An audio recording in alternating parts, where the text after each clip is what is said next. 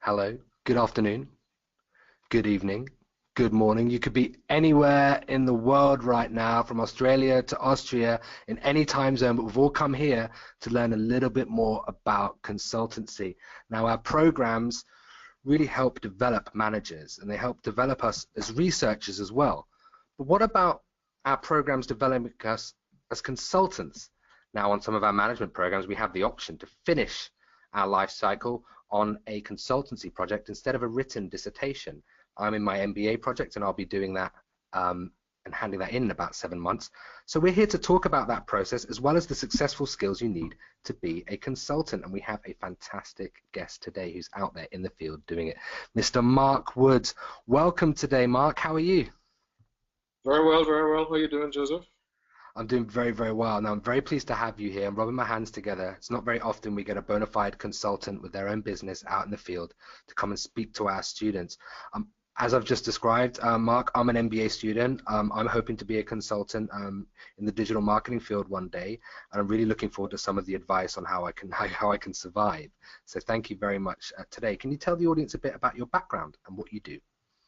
Well, I'm a change management consultant. I've been doing this probably in this form for about 4 or 5 years. Prior to that, I kind of came into it as business analysis, process change, a lot of technology-based work for the last 15, 16 years, I guess. So a couple of different countries I've worked in. I worked in the US for a while.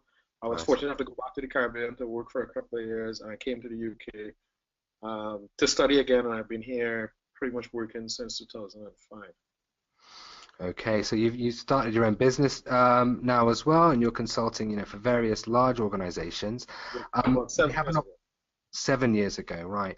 Now, Marc, today our audience have an exclusive opportunity to ask you questions. So this is an open session. So if you're listening to tips and tricks from Marc, or listening to myself about the consultancy project that we're having, and you've got some questions, either you're a prospective student looking to join our course and want to make the most out of it, or you're already a student on our course and kind of want to know how to finish and round up your degree, maybe with a consultancy project. So please put those questions into the little box that you have there, and we'll look to answer those in about half an hour, 40 minutes time. Now, Marc, about a few weeks ago, I gave you a list about 10 or 12 questions. I asked you about how you felt about what are the successful behavioral attributes of a consultant, and your personal experience and your personal feelings on what makes a successful consultant as well.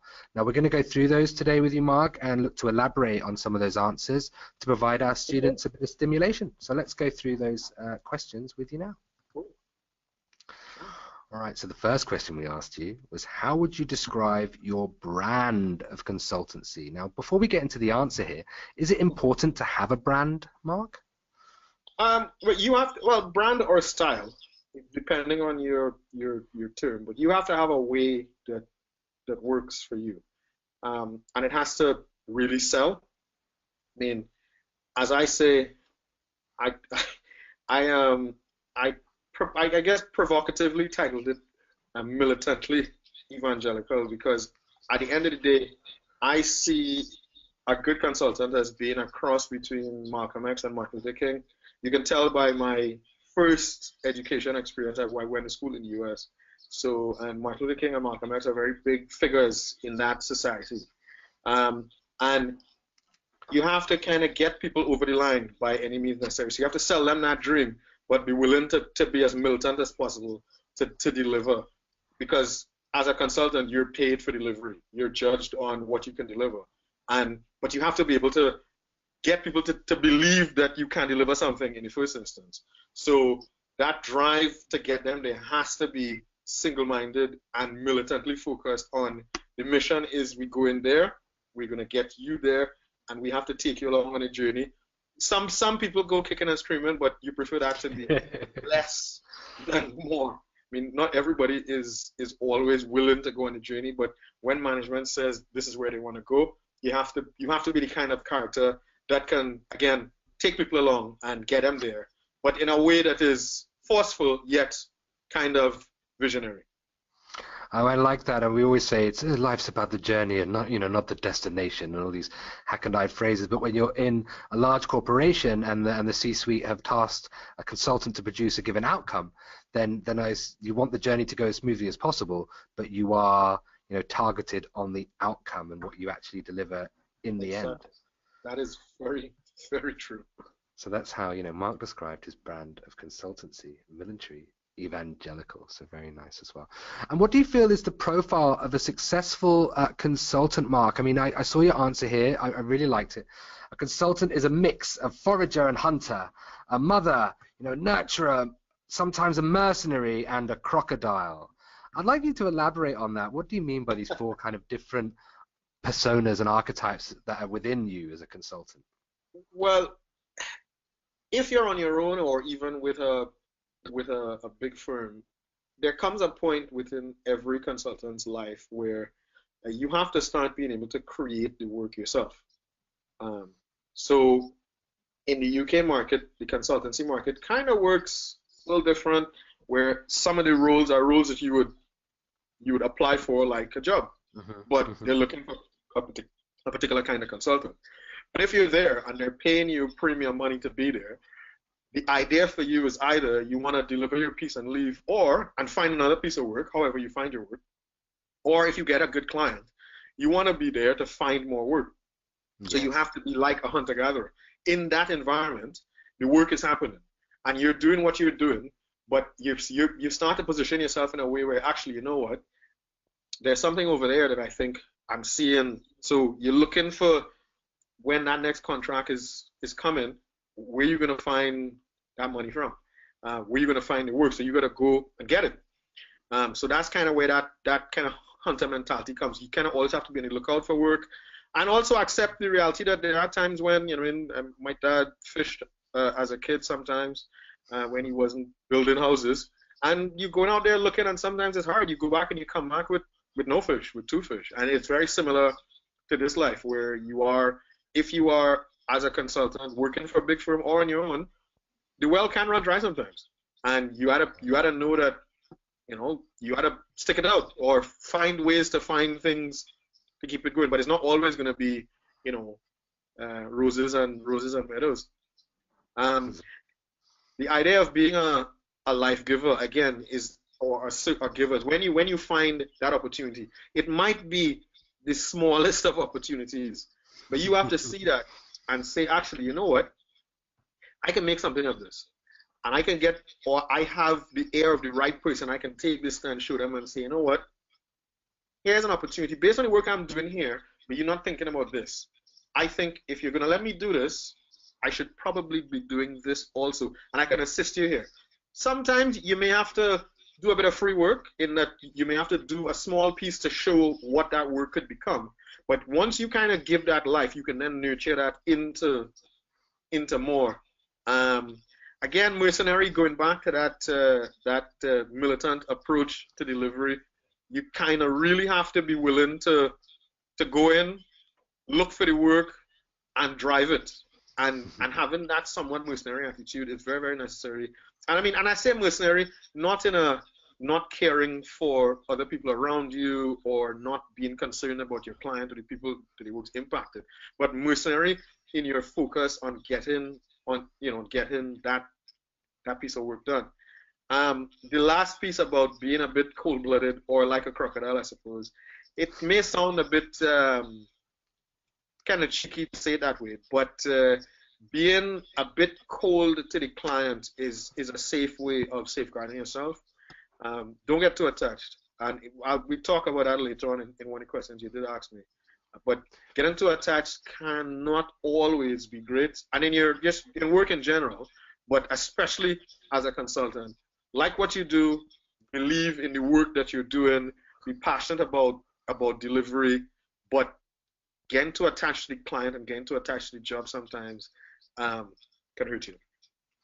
Yeah, I like this. There's 4 real focus points as well, not just for a character, but just for projects in general. You have to find work, you have to give birth to another idea or something that sparks a movement through the inquiry phase. Then you have to drive to delivery because there's deadlines and dates, and then you kind of have to realize that you're not an active working member of that company who's emotionally invested till the end as well.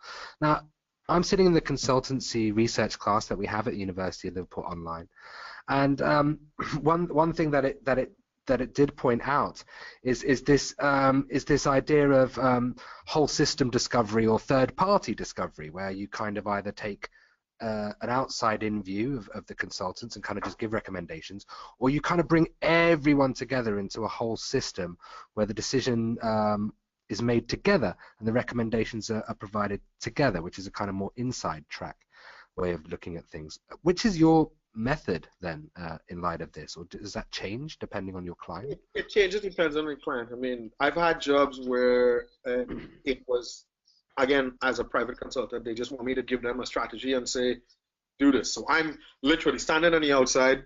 I go collect the information I need to collect, use my expertise and understanding of the organization and the industry in general and best practice, and say, actually, you know what, this is what you can do. Boom. Take your document, pay me my money, I'm out the door, on to the next thing. A lot of other work that I've had is also where you're kind of you're embedded as part of a team. You're brought in for a particular skill set, you do that, but you have to then become part of a team, and you're there as part of the organization, but as an outsider still, to deliver a particular piece of work there. So that's where that second kind of approach comes in, where especially where they may hire 4 or 5 different independent consultants who have individual skills, and you then have to mesh with these people, join, come together really, really quickly, bond, and then move that piece of work forward, where you're working internally with the company, going around getting that information and so on and so forth. So I've done both. I mean, I don't necessarily have a preference, but I'd say that as I've gotten older in the game, I'd probably like to do a bit more of the kind of C-level strategy type engagement, where I'm actually kind of showing you what to do. So as you move along, the trajectory for me would be, you may start out having to do a lot of that in the dirt, where you're part of that bit, but later on down the road, as your skills and your contacts and your expertise increase, the opportunity for you to be that kind of third party extra, where you're there because you are the expert or the person that people think, you can tell us what to do and hand it off. Now, hand it off, not so good. I'd say I kind of like to at least be there to at least tell you what you're doing whilst I'm handling it to you. So I'm not doing it, but I am there to kind of say, no, come back. You're kind of going the wrong way. So I think I'll probably never be able to let go of it totally, but I would prefer to go more towards the model where I'm kind of handling it off and touching it. And everyone's different. Possibly watching this webinar today is the good doctor, a good friend, associate of ours, Dr. Ronald Dyer, who did our first consultancy webinar last year, and he's very different, very process-minded, less people-minded in terms of people management. And he said his favorite thing about being a consultant was being a technocrat. So he does like to go in there like a surgeon and deliver, new technology, new solutions, and really kind of go in there and shake things up and deliver. There's many different kind of ways, especially if you're, an IT consultant as well, that you could enter into this, and you can find a role or a persona that kind of fits your personality and interest, and people will then seek that from you. Yeah. So I think that's that's a really good lesson for anyone who's looking to break into this at the moment. Be comfortable with who you are as a consultant. So what was the most satisfying job that you've ever taken? What was the one that really made you super happy and you knew that this was the right profession for you? I mean, years ago, obviously, I've done all kinds of different projects. I think more recently, I'd have to say definitely the most satisfying was my work at Transport for London. Probably, the most interesting project, probably the most interesting organization I've worked in to date. Nice. You could be anything at TFL, from an actual doctor as a medical professional to, a customer service agent. They have all kinds of people working there. And for the project that I was doing, you'd never think that just rolling out an iPad into a station would require you to actually interact with a doctor, with a physiotherapist, with health and safety reps, with engineers with engineers who are like physically rebuilding the station, and so on and so forth. It was the full gamut of types of of staff, organizers, so on and so forth. And what was interesting, as I said, is that a lot of this staff, and I was doing different from Ron in that my work was very people focused. What I ended up doing was developing an engagement strategy to bring the station staff, who many of you know, if you look at the news in the UK, at times they do go on strike. They do, yes. And Much a lot to our of chagrin, yes. yes, and some of them sometimes feel a bit disenfranchised and that nobody's listening to us. We're there taking abuse from the public and nobody really cares about us, and so on and so forth. So having an opportunity to create an engagement strategy in an environment where you have unions and you have people who have felt left in the cold for years, where you get these people involved and really make them feel part of the organization, part of what the change is, and get their voice to be heard and really deliver things that impact them in a way that they know that they've shaped. That was amazing. To this day, I still have a lot of the guys that are station staff are still friends of mine. I've gone out for drinks with loads of them. I've gone to their Christmas parties. I've become friends with them because of the way that project was. It made a huge difference in terms of the work that I was able to do since. I've spoken at conferences as a result of it. It helped me to kind of up my game, and that's why I think, not only because of the impact that I was able to have on the organization, but what the work did for me as a person and as a professional. It kind of made a huge difference, And I genuinely am really proud of the work. As I said, I still feel really, really, really happy when I go into a station and see somebody use an iPad in the right case. They even have bags now, or kind of holders, that I was with Alistair Montgomery and I were kind of looking at what it looked like, and I still smile when I see it. I'm like, oh wow, okay, this. So it actually is happening, and there are 5,000 people across London that are impacting the lives of millions based on the work that we did there. So it's good. Yeah. Exactly. And such a big organization as is the Tube, essentially, that you can see your impact quite far beyond when you left that project as well. Every time I see an iPad in the hand of Transport for London member of staff, I feel my chest fill with pride. Now, I would say would you say it's probably typical that most consultants have that one company or one area or one project that really kind of cements their status or makes them understand their value or gives them that kind of impetus to say, yes, this is the right thing to do. This is the right thing for me. Yeah, I think some people have them at different stages in their come to Jesus moment. Professional life. I think that I probably had this project brought me back to a place where I realized how I liked to consult best. And that's why it made a big difference. I had done a project many, many years ago with a small company in the Virgin Islands when I lived there. And there was a staff member who I always give that story when people talk about, when I have projects, when people talk about, how do you deal with difficult stakeholders kind of way.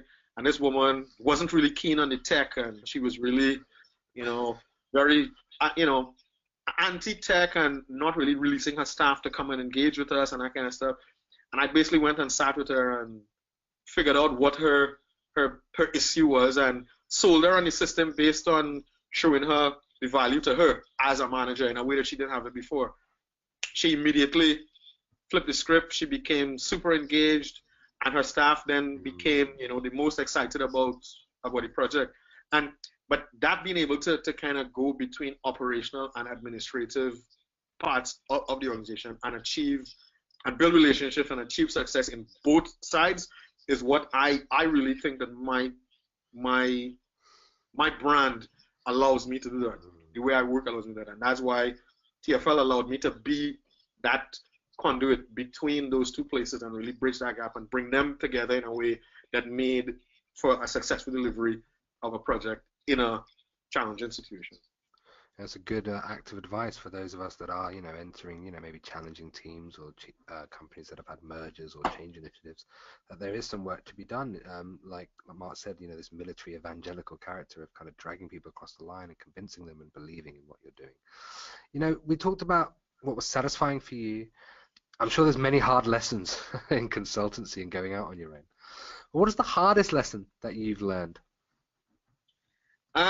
Interestingly enough, on the same TFL project, I'd say kind of getting, I got too close to it personally, and the love for the work, I wasn't really paying attention to what was going on around, and when the political landscape changed, I was kind of in the cold, and I had no clue, like I didn't even realize that it was going on, and you kind of end up in a funny situation where, as the guy who was the last person that was managing me when I was managing the work I was doing before I left said, basically nobody was flying cover for you anymore, No. and as a consultant, be it uh, Deloitte or Ernst& Young or any consultancy or on your own, when you go there, your consultancy has somebody flying cover for it to keep you safe whilst you're there. Yes. And that is just the reality of it, because consultants are expensive, and if I have a friend who is a consultant, I will want to give my friend the work over another person. So it happens that in reality that friendly cover is what a lot of times keeps you safe. And if you're not aware of it, and if you're not being in some ways playing to that friendly cover, if it goes away, then you're on your own, and people can then just decide, okay, you're out the door, because consultants are disposable resources, and that's why that level of attachment to the work must be measured with the reality of your disposability. And that's where we get the crocodile back as well. You know, that's Exactly. like a bit of cold-blooded thing as well. Now, I'm reading in my research for this module the idea of big companies using interim managers instead of consultants. So, you know, they'll say, right, I'll get an interim manager in, an interim sales manager to help boost sales, let's say. They'll give a slight outside-in perspective because they haven't been working inside the organization, but I can get rid of them in 6 months. Now, what is the main difference, as you know, from a company perspective of choosing that person versus a consultant in the kind of current landscape of consultancy? Well, interim managers are in a way consultants in the same way. They're there to deliver. They have different targets. You pay a premium for that because it's a risk that person is taking for a short-term piece of work. They have to be the kind of person that has had a lot of experience to be able to literally just bring that to the table. They're literally almost lifting and shifting, as they say. They say, boom, they bring that down, boom, right. Nice. This is what we're going to do. This is how we're going to do it. And also having that interim person sometimes allows for staff to feel that they can connect with somebody different. They are motivated differently sometimes. Sometimes showing disposability at a managerial level can also, kind of help your staff feel, actually, wow, okay, if they can get rid of this person, or if they bring somebody in who they think is disposable from a management perspective, then maybe I need to step my game up, and so I could potentially step in to that role because it's going to be cheaper for them to hire me. So there are all kinds of different ways to look at it. In my experience, I've worked with a lot with contractors or consultants like myself who are interim people, and we are hired for a specific period of time to come and do specific things, and that specific focus and that premium pay is what companies look to say, right, your job is to do that one thing or those 10 things, and you're going to get paid more money than the average guy because I know you have the skill set to do that. Wow. So, I mean, that really leads us beautifully onto our next question, because isn't everything about relationships? And we say relationship capital because isn't everything about, the leverage that we have in our relationships, cynical or otherwise? How does a consultant build that relationship capital? How do you do that without kind of crossing the line and like you said, getting too friendly or attached? I love this phrase. This cannot work in isolation, Mark. You'll need to describe this. Why should a consultant be genuinely disengaged? Because the terms genuine and disengaged don't normally go together. People who are disengaged are not normally seen as being genuine, and people who are genuine tend to not be seen as disengaged people. But I think a good consultant requires this, and I'll explain in a bit more detail why I chose the term. So the genuine disengagement is to use the two words together to say be genuine, be honest, be passionate, let people know who you are and know what you're about and why you're there, and know and be genuine in your desire to deliver something good to the client. Because clients will know very quickly if you kind of working about. If you don't really care about them, if you're not really interested in the work, if you're not genuine in your desire to make something happen positive for them, it happens. They'll see you and be like, yeah, not really too cool there. That guy's not great. But also, so you need to not be that guy. But connecting to the previous point of the level of engagement, you need to find a way to disconnect from there. Remember always that, again, you are there to do a particular job as a consultant. You're not there you're not working for them. Don't become, you're not staff. You're not there to get involved in the politics. Even though the politics can affect you, you have to be aware of it and engage with it in a way that safeguards your ability to continue billing that client on a daily, weekly, monthly, yearly basis. But do not for a minute think that you must get involved in the politics or be shown to take too many sides in the wrong place. You're an outsider. Understand that you're an outsider and engage with the organization in a way that is visibly engaged yet not emotionally connected.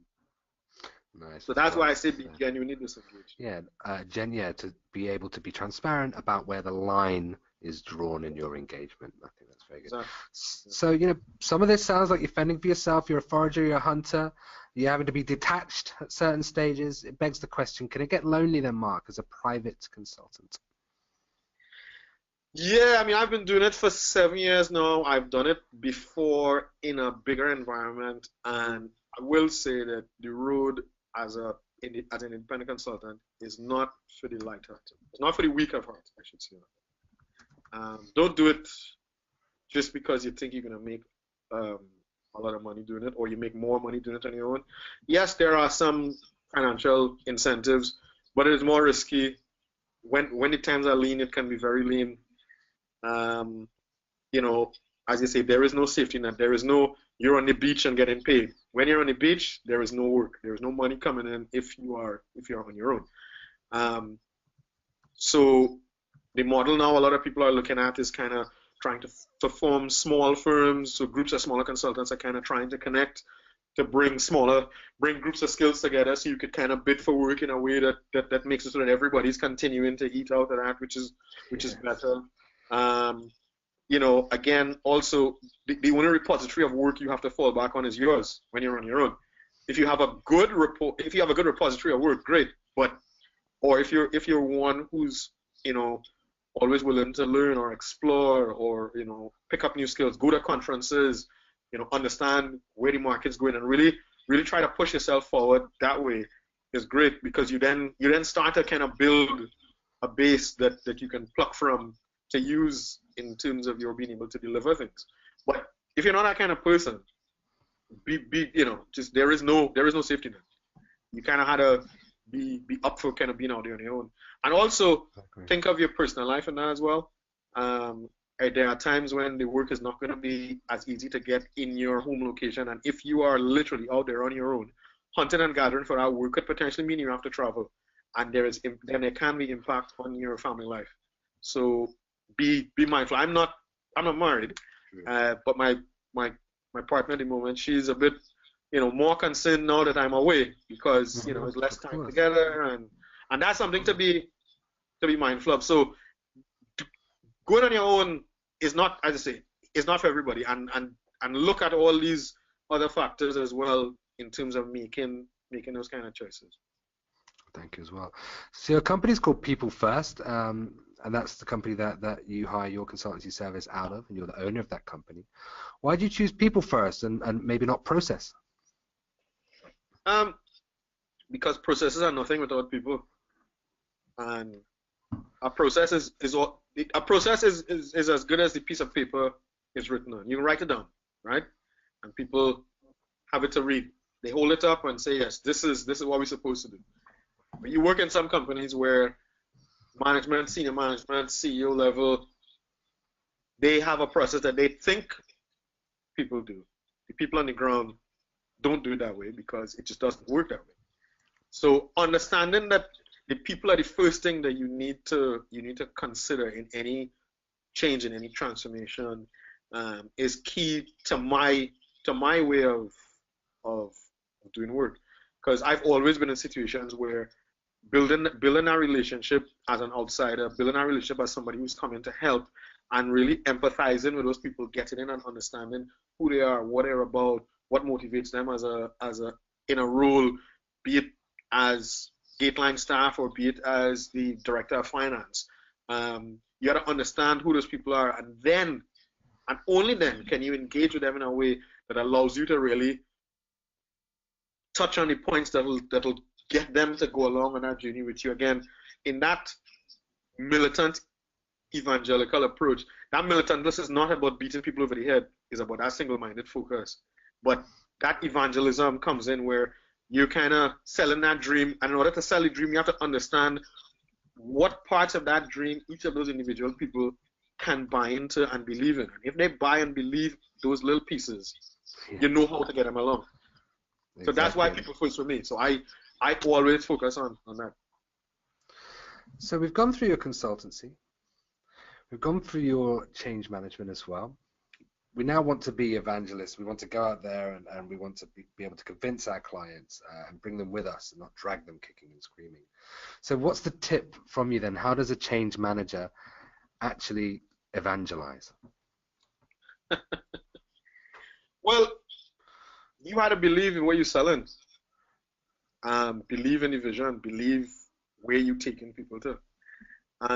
I've tried doing projects where it was less tangible for me, and I didn't really connect with what was going on in the end. And that's just me, because again, perhaps in my brand of consultancy, I require that connectedness to the end user or to the vision of their future. So in order for you, like again, if you listen to Martin Luther King's speech, he had a dream of one day, people would be, free to vote and do these things. He had a vision in his head of the future, and he was standing there telling people about that vision and that dream. In order for you to be a change manager and to take people along on that journey, you have to have that vision in your head, and you have to be able to stand up and genuinely sell it with that kind of conviction, because nobody's going to believe that you are really changing their way of working, or you really care about making their life better, if they can't hear it in your voice, see it in your words, see it in the way you engage with them, and see it in that, with that real passion coming through. They will never believe it, and you will never be successful as a change manager. In the way that I work on the projects that I've done, there are other change management type roles or projects where you don't necessarily need to believe. You just need to follow the script, organize some working groups, engage with people, write some comms, do that stuff. And it's ticking those boxes. But in the more difficult or challenging situations where you have real clashes between operations and administration, really getting in there and believing in that and being that person who could literally stand up there and have those people focus on you. You could then be the whisperer as it goes. You are then able to get the 5, the 10, the 15, the 20, the 200, the 400, the 1,000 to follow you through, and they will believe that yes, this is where the future holds for us, and this is how we're going to get there. And this person is really genuinely going to drive us there. Now, mind you, you have to have a client that is willing to do change in that way, because there are some clients that aren't, and they're telling where the future is, and you got to deliver that.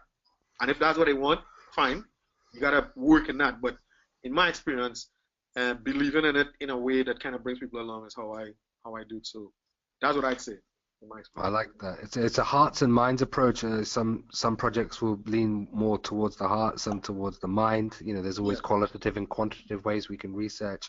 We can speak to people. We can look at data. There's so many different ways to reach conclusions, but people are essentially at the foundation of everything. Pretty much. Now, I want to know whether I can do this. I want to know whether I can offer, or anyone listening to this call, they want to know how they can offer their services. In order to do that, they have to know what value they have and whether they can be a consultant. So how do I really know my value as a consultant? Well, I mean, I find in my experience and this is on jobs, firstly, to get the job as a consultant, you have to know that you have something to sell and be positive in the way you're selling it, and have your stall set out in a way that you could sell your skill. As in anything, like a guy selling lemons on the market or apples or whatever, is laid out and he's standing there, strawberries, a pound for a pint or whatever it is. He has his product and he's there and he's selling that. You have to do the same thing. You have to be able to get the work at first. But when you're there, to me, knowing your value is when the people who you are there to consult to or for, depending, start coming to you and seeing you not just for that particular thing. You're seen as a trusted advisor to them. So they can come and ask you about things that are ancillary to your project. They can come and ask you about other things and say, well, you seem to understand this area. Could you help me here? You seem to understand this, or you say you've done some work there. Based on what you're doing for me, I believe in what you're doing. I think you're doing a good job here. If you told me you did something not related to that, but something else somewhere else, I can come ask you.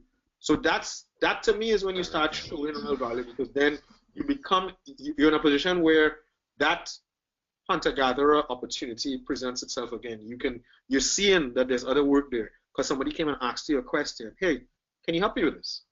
And boom, you're in the door. You got to slide in, do the pitch, and then selling the service becomes easier because at that point you're valued. So if they know that you can be the person to help solve that problem, you're the first person that they'll call.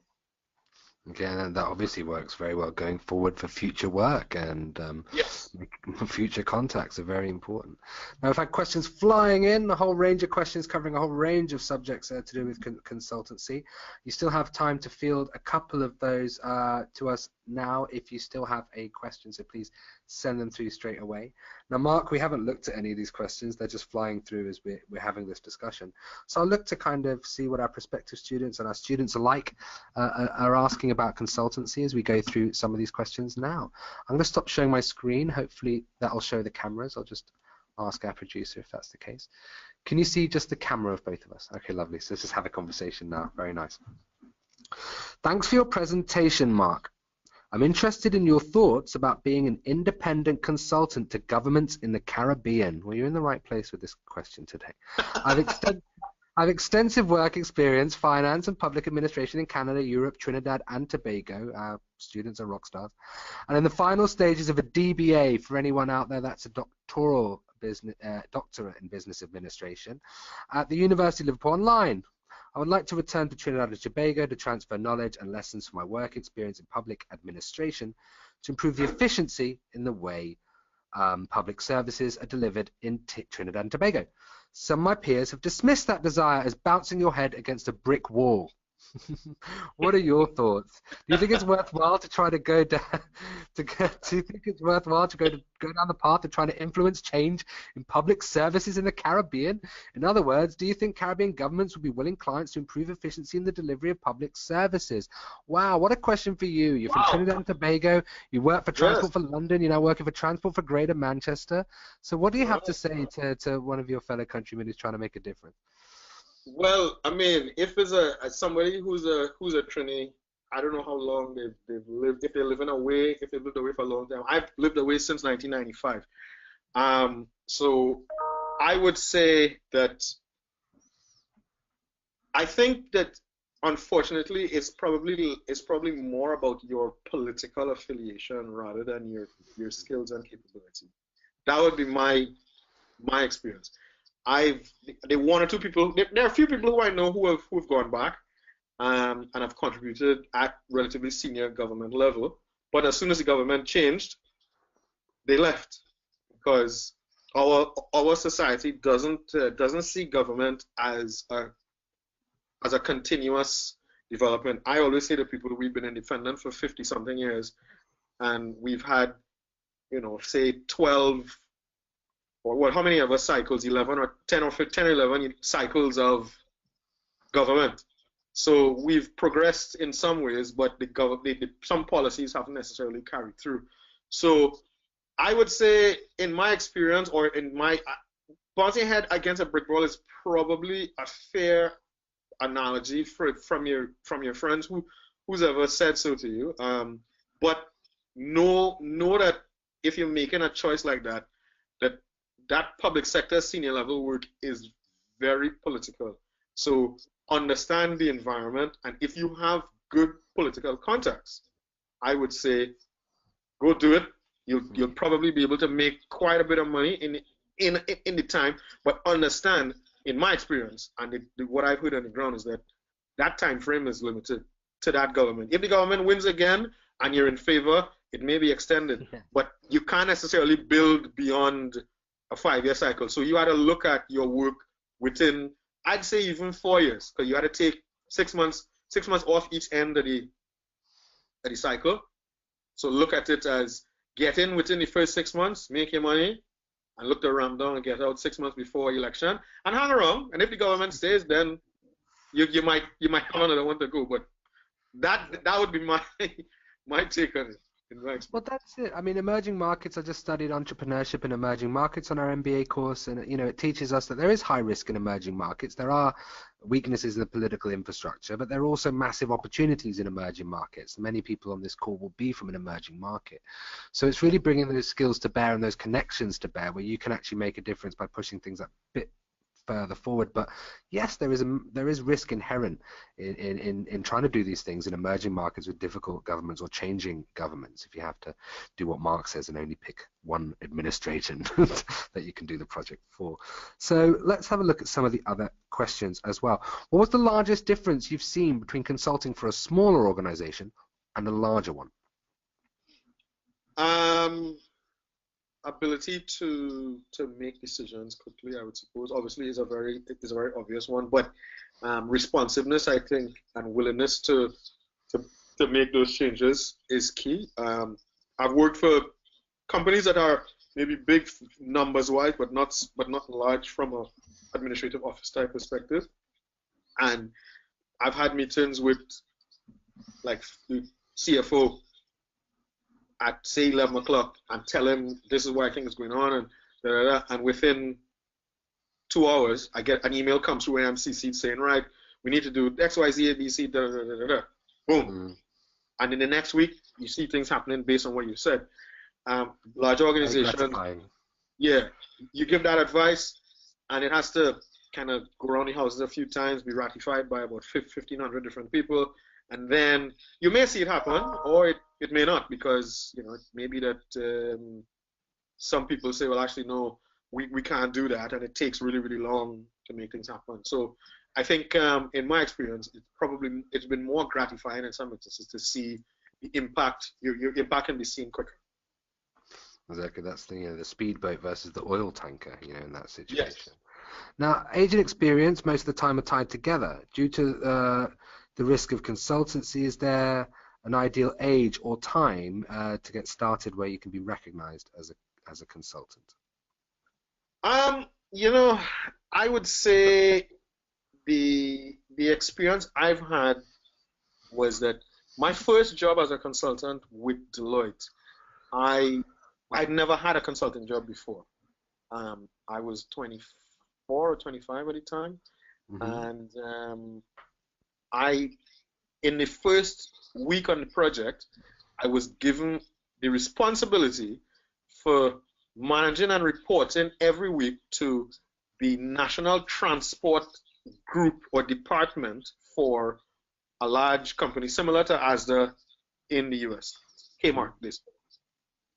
I was 25 and I'd never, and these guys who had been doing transport, I had very little experience in transport, period.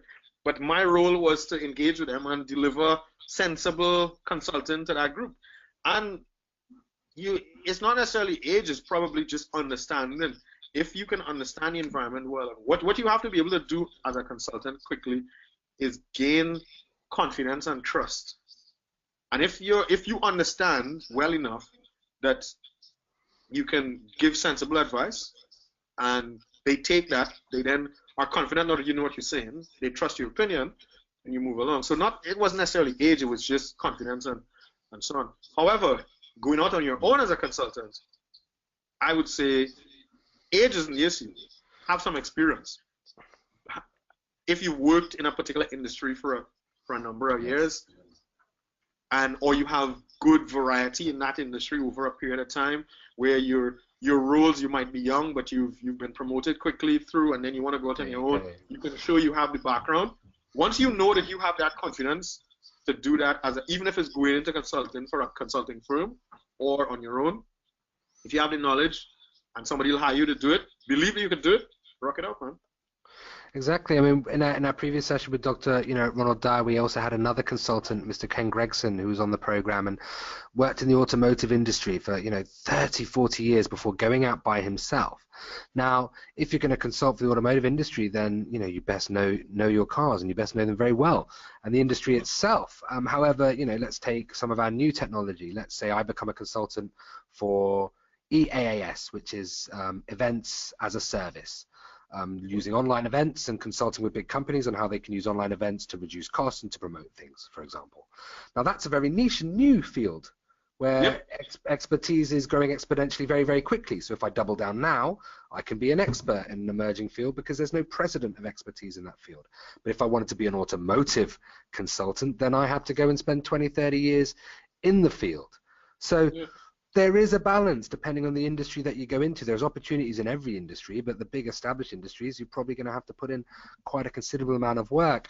A lot of our students on this call would have put in that work. So it's about understanding how to kind of translate out of that. And we have a few questions about that I'd like to ask you as well. Some about your marketing, a few questions there on how you really get clients and how that works for you. Let's have a look at that. How does he hunt his potential clients? How does he promote his service? That's another one. If a company or organization decides they need a consultant, how do they actually get hold of you, find you? Is it word of mouth? Do you have a website? How do you make initial contact? So basically, what's your formula for keeping yourself in work currently? Well, the market in the UK is mixed like that. It is a mix of word of mouth, recommendations, guys I've worked with before that might be somewhere and say, hey, Mark, I've got a project. Would you be interested in coming along? Because we know that you have a particular skill set. Some of it is it's consultancy via contract. So it might be a case of job boards because there are specific types of roles that they're looking for and they want a particular type of consultant. So, but a lot of it now is kind of referencing on calls. I get a lot of calls from people who have been recommended to me via somebody who's worked with me before, saying I'm looking for somebody like you. Are you available? When I am, great. When I'm not, no. I'm at a point now where before I was kind of probably doing it in a way that was more me as an individual. I'm at a point now where I'm looking to expand the service. So a couple of friends, guys who I've worked with in the past, as I was saying previously, are looking at trying to pull together some of our services in a way that we have our own things. It's almost like a honeycomb network. Nice. So you're connected but separate. So you can kind of build on a module and say, well, right, well, you're doing this, I'm doing this, you're doing something else. You could be off doing your own thing, but I need your skill. Could you come in and do me a couple of days work, that kind of stuff. So, and I'm looking at kind of expanding that, so building a website and other things. And then business works like that. I do small digital marketing consultancy services on the side. I can say to you, Mark, hey, if you want to spruce up your website, or if you want to look at some social media solutions to promote your business or to use in your actual processes, then you can add me to that honeycomb, and we can do business together in the future. And isn't that the kind of way that there's another question here, how you build a consulting team?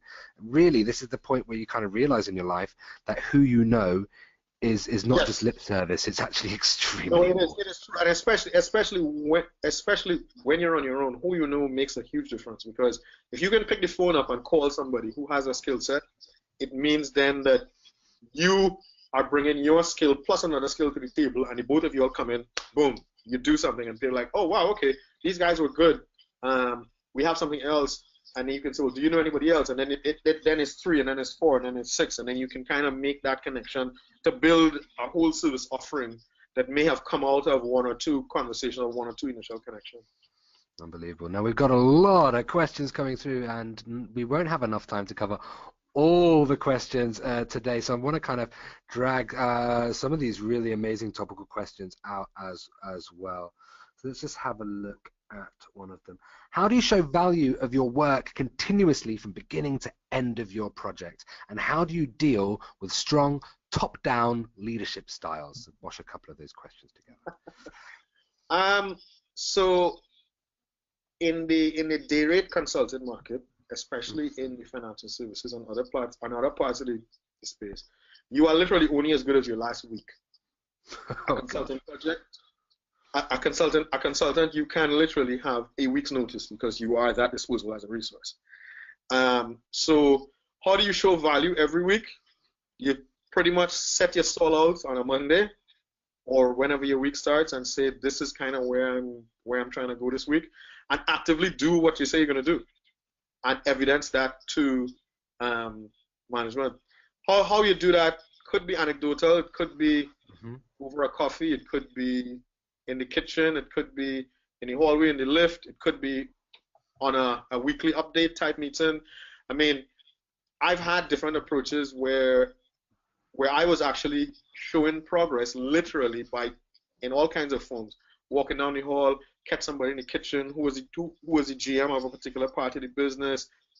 We became friends. I'm then showing him stuff I'm doing. He's talking to other people, and then that kind of informal network of what you're doing, the word spreading around, and everybody's singing the same story of, oh yeah, I heard Mark did this, or I heard Mark did that, or I heard, yeah, he was telling me, oh, I saw it.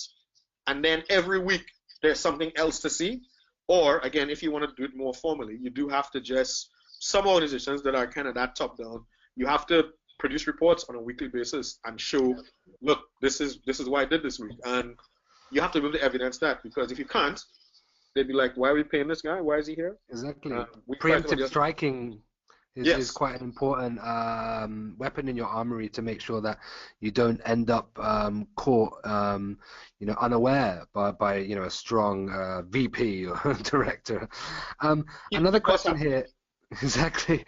As a procurement and supply chain consultant, nice. I've started to work for one client. Nice. This client seems to trust my job. However, I'm afraid that he plans to give me more jobs, which is good, but won't increase my rate. How can I interact with him without ruining my relationship with him?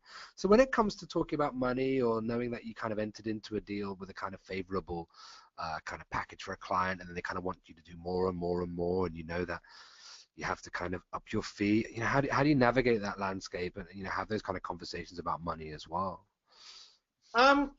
Actually, it's funny you say that, because I had a situation in the past where I had 2 people who had 2 totally different views on me suggesting that my rate needed to be changed because I was doing different work. One guy who was the PMO person suggested that, he didn't say it to me, but he said it to somebody else that was close enough to me that they told me what he said. He felt like I was being unreasonable. I was almost rude for suggesting that, I should be paid more because I was already paid enough. And, why are they paying me more money to do what I'm doing? But my boss, or the guy who was the responsible party for the work I was doing, pretty much in the same honest conversation with me, said, listen, yes, we are aware you are doing above and beyond what we've asked you to do, and you're delivering beyond what we even thought that you would deliver in that space. What we know your rate should be for the work you're doing, we cannot afford. However, we are willing to pay you a small amount more than you were on before as recognition of the fact that you are doing different work. How does that work? Now, you could be snooty with it as a consultant or as a person and say, well, I want what the market's paying, so you must pay me that. Or You could take a little, we have a little saying at home: eat little, live long. Yes. And you take the extra, be grateful for the recognition, but also know that that person who you now have a good relationship with that person in a way that says, look, I'm not willing to roll over and just accept what you give me because you're paying me. You have to recognize that I have a skill set that I'm selling, and I think you should recognize that and pay me accordingly. And that person then respects that you will stand up for yourself in a situation where you need to. Because again, as an outsider, it's easy for you to feel, well, if I say something, they're gonna squeeze me out because they could always get somebody else in cheaper. But no, exactly. Build a relationship in such a way that be honest. Don't be aggressive with it, but I would say be honest and open about what you feel and say, actually, you know what, this is more work. I want the work, but can we talk about some funds? If it is that you're happy to stay at your rate, don't make a big deal about it. But I would say suggest something and see where it goes. Exactly. You can be firm but fair, transparent and reasonable, and maybe, make a compromise, and that's, part of the consultancy process in itself as well. The last question I'd like to ask you as you reach the top of the hour today, I think it's very nice to look at questions from people who are kind of on the edge of making that decision, whether they should branch into consultancy, as a lot of us are. I'm in my thesis phase of my studies, so congratulations, in higher education. It's a very accomplished person. I work with faculty across different institutions, and I'm wondering, how do I start a consultancy role in parallel to my job as a faculty member? How do you start and how do you promote yourself? So how would this person, or a person in a similar, situation start, kind of stepping out a bit and looking at, what the landscape is? You must be, I guess, in addition to being faculty somewhere, if it is that you have a particular skill set that you're known for, I mean, publications, public speaking, getting on to kind of thought panels in that space is a good way to put yourself out there as somebody that people can look to for advice in that area. So consultancy from that would probably be my thought. So find ways to kind of get and speak on something, present at conferences and so on. Exactly. And I want to also encourage the kind of, if you want something done, do it now. If you want something done, give it to a busy person, right? So, you're sitting there in this webinar, you can reach out to us. You might have a story to tell. We would love to host you in a webinar where you talk about your thesis, where you talk about what you're hoping to do with your master's or doctoral education. So, reach out to me. Maybe we can look to put a webinar together. And this is just an example of how we're one family as students, one alumni as a group, and then we branch out with our professional connections to form networks that are meant to get us there throughout our whole life. So look at those opportunities that are sitting there right in front of you, and take a leap and give us a shout, and maybe you'll see a path to presenting, to getting yourself out there, to influencing as well. So thank you very much for that. Now, Marc, I'd like to thank you for just going through such a massive litany of issues when it comes to consultancy, from process to behavior, attitudes, from institutions, politics, different types of consultancy work as well. So I'd like to thank you very much. Your answers, your fuller answers, are actually in a handout in the consult. Our students can download that handout and kind of read that through as well. The recording will also be sent to all of you next week. So, sorry, over the next coming few days. Sorry. And that leads me to say, if you are going through the program now, so make sure you get your applications in so you can kind of join the discussion and start meaningfully looking at your career development through using an online master's program to get you there as well. If you want to recommend a friend, you want to study with someone, with a colleague, or with someone you work with, friend, whatever, then give a call to your enrollment consultant. You can study with someone on the program as well. So that leaves me to say thank you very, very much for your participation today, Marc. I'd like to thank our audience as well for their time. I'd like to as well, and I'd like Marc to get one last piece of advice from you. If you're umming and ahhing about whether this is the right thing for you, and you're kind of sitting on the edge thinking, should I be a consultant? What is the kind of one thing you need in your head to be considering if you're mulling it over for the next few weeks, should I kind of branch out? What should I be thinking? Again, is it's a lifestyle choice. Um, Consulting is not like other jobs where you're probably going to go to the same desk and the same place and sit down and do the same thing every day. Even if you're working even if you have a permanent job and you're not a private consultant, it's not good. This consistency is not there. It changes that those jobs change a lot, and you have to be willing to deal with that as your reality on a consistent basis. I've always said to people, I've never had a real job. I've always worked as a consultant. So every job I've had since 2000 has pretty much been in different environments doing specific pieces of work for a period of time. So know that you got to be comfortable with that. And if that kind of thing is not for you and you want to be able to go to the same desk and work in the same company or the same place for every day, consulting is not for you. If it is, go for it.